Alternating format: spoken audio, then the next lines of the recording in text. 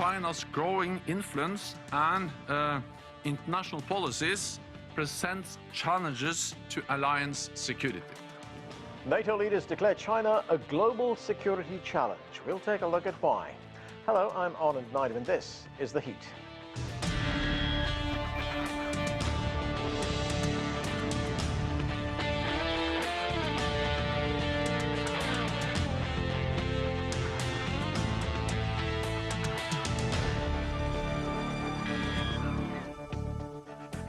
In the current NATO strategy plan, dated from 2010, China is not even mentioned. The first time the country appeared in a NATO document was in December of 2019. Now, China is front and center, being named a challenge to the alliance in its latest communique. Toni Waterman has details for us from Brussels. The 2021 NATO summit was a first in more ways than one. The first time U.S. President Joe Biden attended the meeting of transatlantic allies. And the first time the group dedicated so much attention to China, singled out 10 times in the final communique, in the clearest sign yet of NATO's converging concerns over China's growing influence. China is coming closer to us. We see them in cyberspace. We see China in Africa, in the Arctic, but we also see China investing heavily in our own critical infrastructure and trying to control it. China is a key factor in the group's decision to beef up NATO's budget. New spending aimed at tackling emerging threats like cyber warfare, disinformation, and modern weapons. But despite the tough talk, NATO leaders say they want to maintain a constructive dialogue with Beijing where possible, including around arms control and climate change, which the alliance also recognizes as a threat in another first. One can't just negate China, but I also think we shouldn't overrate it. We just need to find the right balance. China is our rival in many questions, but also our partner in many aspects. The NATO summit comes hot on the heels of the G7 gathering over the weekend, where the leaders urged China to respect human rights. On Monday, Beijing hit back, saying the criticism was based on distorted facts and was a blatant interference in China's internal affairs. The only country talked about more than China was Russia, with relations at the lowest point since the Cold War. It was an opportunity to grab Biden's ear before he heads off for Geneva for talks with President Vladimir Putin on Wednesday. I'm going to make clear to President Putin that there are areas where we can cooperate if he chooses. And if he chooses not to cooperate and acts in a way that he has in the past relative to cybersecurity and some other activities, then we will respond. We will respond in kind. This was President Biden's first NATO summit, and he showed up with the one thing allied leaders had been longing for, reassurance that the U.S. is fully committed to the alliance. He called it essential, a stark departure from former President Donald Trump, who questioned NATO's very existence. Transatlantic relations back on friendly ground, at least as long as Joe Biden sits in the White House. Toni Waterman, CGTN, NATO headquarters, Brussels. Right, to discuss all of this, let's meet our international panel from Brussels, where the summit took place. Pieter Cleppe is editor-in-chief of BrusselReports.eu. From Moscow, Anton Fedyashin is an associate professor at American University, and Einar Tangen is a current affairs commentator joining us from Beijing. Welcome to all of you. And Einar, let me start with you. Looking at this communique that was released by NATO, it was very critical of China. In fact, quite a lot of China bashing going on here, blaming China for disinformation, lack of transparency, human rights violations, and strangely for being engaged in Africa. What did you make of it? Well, this is a rallying cry. Remember, NATO, 29 members, over 12 of them were former Warsaw Pact groups. So you have an organization that is in search of a mission. There's too much impetus there. They don't want to just kind of fade away after, ostensibly, the Cold War ended. So right now it's trying to be repurposed. They're trying to talk themselves up as there is a new threat, Russia, and there's a new challenge, China, and therefore they can continue to gather money and do as they have done in the past. The risk, though, is that they go too far and that they, rather than helping the situation, they put it down in a tailspin, which could end up eventually in some sort of physical combat. All right, right now let's bring in from Chicago Cecile Shea. She is a non-resident senior fellow at the Chicago Council on Global Affairs. Thanks for joining us, Cecile. We're talking about the NATO summit and the communique that was released. As our reporter just told us, China was cited in that communique more than 10 times. In fact, it was pretty critical of China, as I mentioned, for various things. What is NATO's goal here, in your view? Yeah, so I will disagree with the previous speaker. NATO does not need a raison d'etre. NATO has its plate full already, both on the humanitarian side with what is coming in terms of the effects of global warming in Europe and in Africa and the rest of the world, but also on the security and the military side and on all sorts of fronts. But the NATO countries, along with the US, are indeed concerned about human rights situations inside China, about a loss of privacy and how some of those observation techniques that are used inside China may spread to other places. They are concerned about what has happened in Hong Kong, deeply concerned. Remember, one of the NATO members has a long and storied history with Hong Kong. They are concerned about some of the words that have been used for some of the other countries in the region of in the region of China, and the growing influence of the Chinese military and other organizations around the world, especially in port areas, has people wondering about the intentions of China. And intentions can change. And so even though China's intentions may be perfectly innocuous now, it is certainly very obvious to the countries involved that China is much more involved, for instance, in Italy, in Africa, as was just said, in Latin America, throughout Southeast Asia. And so the NATO countries want to make a statement that they are aware of China's growing influence in many of these areas. They are very concerned about the human rights situation inside of China, and they are going to offer a different view of the future in many of these parts of the world, and that is one far more based on democracy and human rights. Einar Tangen, what's your response to that? We just heard that NATO is concerned about human rights and lack of privacy. Well, what my colleague has just described is the role of the UN. I did not know that NATO had taken on that role and that it was a representative of the entire world. I mean, this is the usual rhetoric that you're hearing from the US these days, whether it's COVID-19 or Xinjiang or in particular this military. They're talking about all of these non-military issues. NATO was the North Atlantic Treaty Organization, a military response to the threat posed, quote, by Russia. So at this point, yes, once again, you see and you just heard how this has become an organization in search of new missions, expanding way beyond anything that anybody could have even rationally foresaw for them. So yes, this is Biden putting together what he wanted, which is a group that will say, oh, we stand for democracy, they stand for authoritarianism, regardless of all the cracks and difficulties within the organization itself. Pieter Cleppe in Brussels. This was a communique which was essentially a joint statement by all the members of NATO, but how united are NATO members, especially on how to deal with China or, for that matter, Russia? As we just heard in our report as well, we heard that statement from the German Chancellor Angela Merkel. That was far more muted than the statement that was in the communique. She said, look, China can't be negated. We have to work with China as well. Well, indeed, and actually the debate that we could just hear is to a degree the debate within NATO, and particularly Germany wants to keep good trade ties with China, but also France. Actually, the French President Emmanuel Macron has been questioning whether it's indeed China's task to, the NATO's task to sort of care much for China.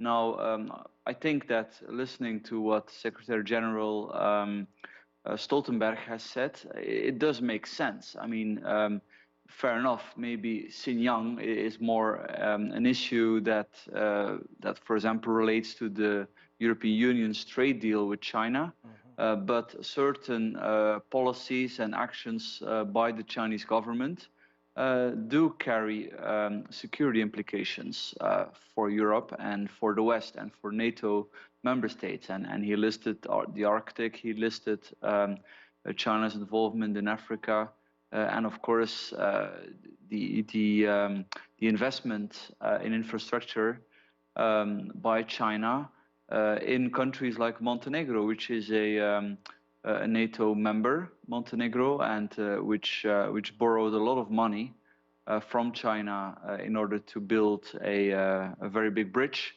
and now it's struggling to pay it back. And we've seen in other cases, I think in Kenya, for example, that China, at least in those critical to China, in the eyes of them, has then been using. Peter, I'm wondering, what does this have to do with NATO?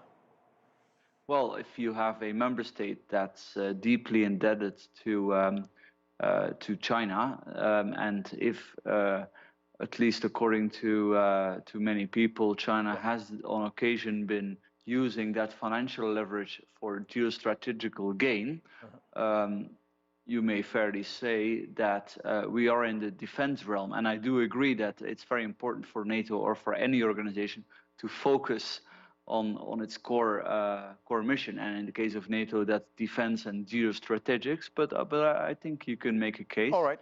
But at the same time, it's important to keep trade ties open. There is no need for antagonism.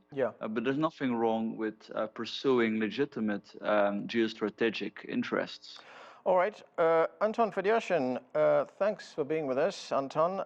Russia also came in for quite a bashing at this NATO meeting. Russia accused of violating international law, engaging in a military buildup, accuses Moscow of being in 3 countries without their consent, and of engaging in a nuclear weapons buildup. And, you know, the Cold War is over. The Soviet Union doesn't exist anymore. Does it strike you as well that NATO is an organization in search of a reason for existing? Very much so. And here I'd have to agree with Einar. Look, NATO was created in 1949 to counter the Soviet threat, and they're very much still doing it. As a matter of fact, remember, NATO exists in sort of on 2 planes. There's the administrative bureaucratic, and then there's the military. And in terms of its administrative bureaucratic existence, NATO has been a stunning success all the way to today. As a standoff organization, it's done very well. As a matter of fact, in the past, 25 years, its expansion towards the east is triggering the very crises that it was created to defend against. And from a purely bureaucratic point of view, this is an absolutely brilliant formula. From the military point of view, however, NATO is something different, and it doesn't surprise me that it's in search of dragons to slay, because I think the most important context of the current meeting is not so much China and Russia. It's that NATO's 20-year mission to Afghanistan, the real military mission, the mission for which the organization was actually created, has been a failure. NATO's withdrawing from a country where it's been trying to fundamentally change the facts on the ground for almost a full generation. And it's now negotiating a withdrawal with the same people that it went in to get rid of, the Taliban. That's the military side of NATO. So bureaucratically, administratively, it's worked very well. But militarily, it actually doesn't have many successes to point to. And it's very interesting that Afghanistan didn't really come up very often. The new and distant and abstract operations against China and Russia have. That's called distraction. Cecile Shea, NATO accuses China of posing global security challenges. We heard that in the communique, but let's look at a few other things here. The United States maintains more than 800 military bases in more than 130 countries around the world. In fact, I'm going to put up a map right now on our screen which shows those military bases in Southeast Asia, North Asia, going up to Japan. And you will see that these bases stretch in an arc from the north all the way down from Japan through South Korea to the Philippines, right down to Australia. And if you look at that arc, you'll see that China is effectively surrounded by the United States. So how is China the aggressor here? So no one is calling China an aggressor. People are concerned about China's intentions and about China's rapid growth in terms of influence through its Belt and Road Initiative and through other initiatives around the country, around the world, and has just been mentioned. It leaves many of these countries deeply in debt to China, which causes problems for them. And it can also, China may be able to use ostensibly civilian infrastructure then for military aims, such as spying on other countries and keeping an eye on some of those very U.S. bases about which you are speaking. You know, the U.S. has bases in those countries because we have been invited. We are invited to stay in Japan. Actually, Japan reimburses the U.S. an enormous amount of money every year to keep our bases there. South Korea reimburses the U.S. an enormous amount of money every year to keep our bases there. We have had a lot of negotiations with the Europeans over the decades on what size presence we should have there. And indeed, many of the European countries are asking that we have more troops on the ground, not fewer, in Europe right now. So yes, the U.S. is a global power. We have been since the end of World War II. And it is the intention of the U.S. to remain a global power. Now, that is not to say that China cannot have a global navy, that it cannot have its own military to protect itself. The question, though, is what is China's long-term intent? And I would disagree with what a couple of the speakers said. NATO has always been more than a military organization. You don't just join NATO by saying, I want to join NATO and I have a military. Countries have always had to meet very, very specific human rights and other criteria. And indeed, NATO set the stage for the European Union being able to come together in the ashes of World War II and unify and join and live together in peace. And that was one of the three major goals of NATO, which was to bring countries together that have been at war against each other for 1,000 or more years. And it has been enormously successful at unifying these countries and helping them to train together. I also have to say there is no NATO force. There is no NATO getting rich. NATO is just a conglomeration of various countries' militaries that train together, that work together, and that are interoperable so that when there is an emergency somewhere, they can hit the ground ready to operate together. That is what NATO is. And it is, therefore, both an organization that stands for ideals, democracy, and open society. It is a military organization dedicated to the security of all of its member states.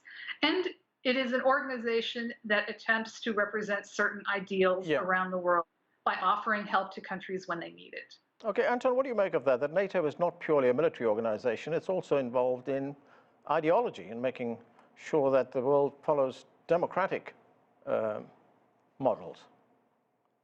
Well, it's not incorrect. I agree with Cecile. She makes a very good point. The question is, can NATO do both? And if so, then this makes NATO a very Western-centric organization, which of course it was from the beginning, but then it really doesn't have a global mandate to do much of anything. Remember that in terms of operations, which is ultimately what it was created to do, it is there to defend members from being attacked. And that's what Article 5 is about. It's only been used once in the whole history of NATO in 70 years, and that was after the 9/11 attacks on the United States, which NATO, of course, had every right to do. But as we saw in Afghanistan, in terms of interchangeability and operability, NATO leaves a lot to be desired, because even in a place like Afghanistan, which is certainly not one of the world's foremost military or logistical powers, it has done very poorly. So ideologically, that's the space where NATO exists with least resistance and with the most sort of concentration and organization. Because once it hits the ground, things start going awfully badly, unfortunately. Okay, Pieter Cleppe, there was a piece in Monday's New York Times by the historian and political scientist Stephen Wertheim in which he says, lacking an adversary of Soviet proportions, NATO has also found foes, quote, out of area, which he says is a euphemism for waging wars in the Middle East. What do you make of that? Is NATO becoming a sort of global policeman right now? Well, there's definitely always a danger of mission creep. Not just for NATO, but also for the US military. I mean, we've seen the epic disaster in Iraq, in Afghanistan, before that in Vietnam. And in Libya as well. Well, yeah, exactly. And I don't think we should confuse that, however, with countries in Eastern Europe or Asian democracies inviting the US military in to help protect them. I mean, that is entirely legitimate. That is democratically supported by the countries inviting the US military in. And as long as there is democratic support among the population of the guest country, I mean, there's nothing wrong with that, as long as the US military is limiting its operations to defense, which I think is also the case. So I don't see a big problem there. I think all this talk of encircling China, encircling Russia, I think it misses the point. I mean, there is criticism to be given on the US military, a lot of criticism, of course, on the US politics, but I don't think the problem is there. Anton, Fedyashin, the United States President Biden was asked at a news conference after the summit about the possible admission of Ukraine to NATO. This is how he responded. Let's listen. It depends on whether they meet the criteria. The fact is they still have to clean up corruption. The fact is they have to meet other criteria to get into the action plan. In the meantime, we will do all that we can to put Ukraine in the position to be able to continue to resist Russian physical aggression. So, Anton, do you see this happening? Is this still on the table, the possibility of Ukraine joining NATO? The possibility is definitely still on the table, but you know, the likelihood of it happening certainly isn't. The Russians have made absolutely certain that this would not happen when they held a referendum in the Crimea, and predictably the overwhelming majority of the population, which for anyone who knows anything about that region of the world, should not be surprising. It's always been overwhelmingly pro-Russian and had only been part of Ukraine for 60 years before the annexation. With a territorial disagreement, with a territorial issue, NATO will not accept a state. So if the Ukrainians want to say, officially reconcile themselves to the annexation, which no government that wants to stay in power can afford to do, then they will be admitted. Until that happens, that's not going to take place.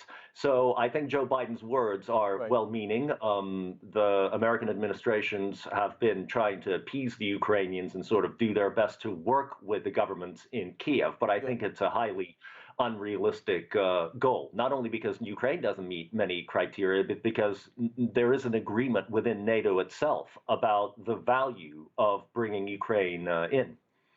Okay, Einar Tangen, the G7 meeting, which, as we heard, took place before the NATO summit, also talked about China's Belt and Road Initiative. Of course, this is China's signature foreign development project.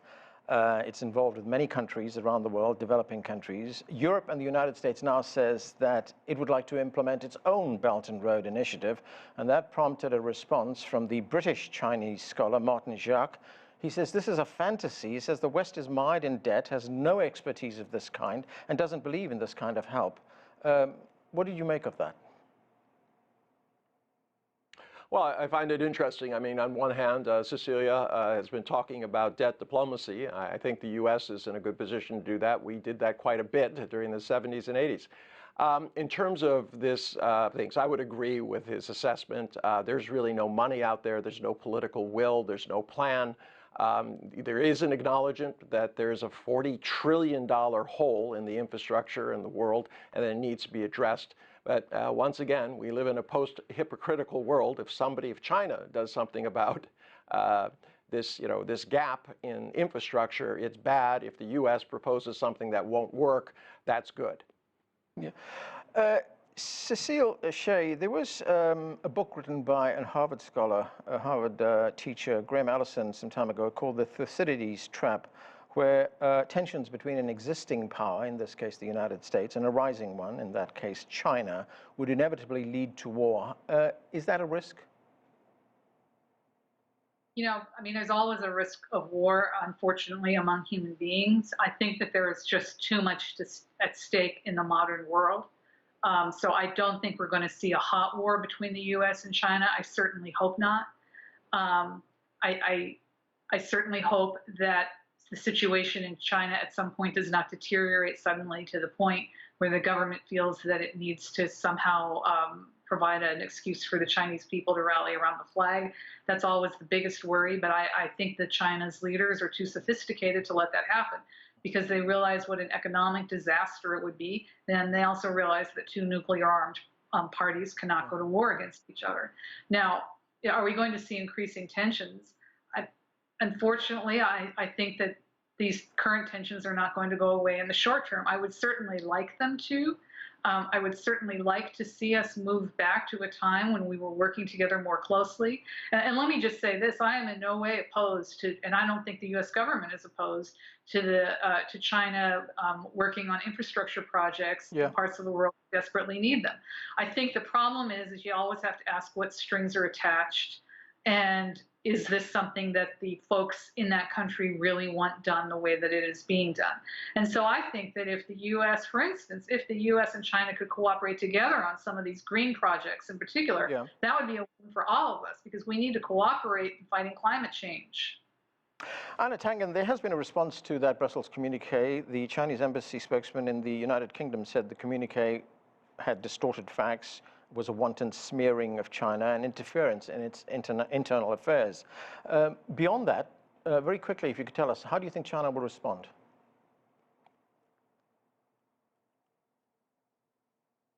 Einar Tangen, did you hear me?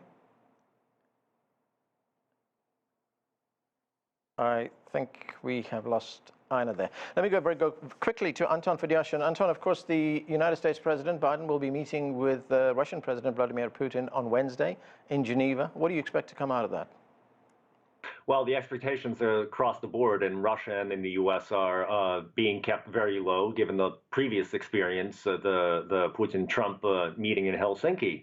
But everyone is really sort of preparing themselves for at least a little bit of give on both sides. And there's a whole range of issues that should be discussed. First of all, the restoration of full diplomatic presence in each other's countries and the functioning of each other's embassies. Number two, there's the issue of Afghanistan, there's the issue of Iran, there's the issue of Korea's strategic stability.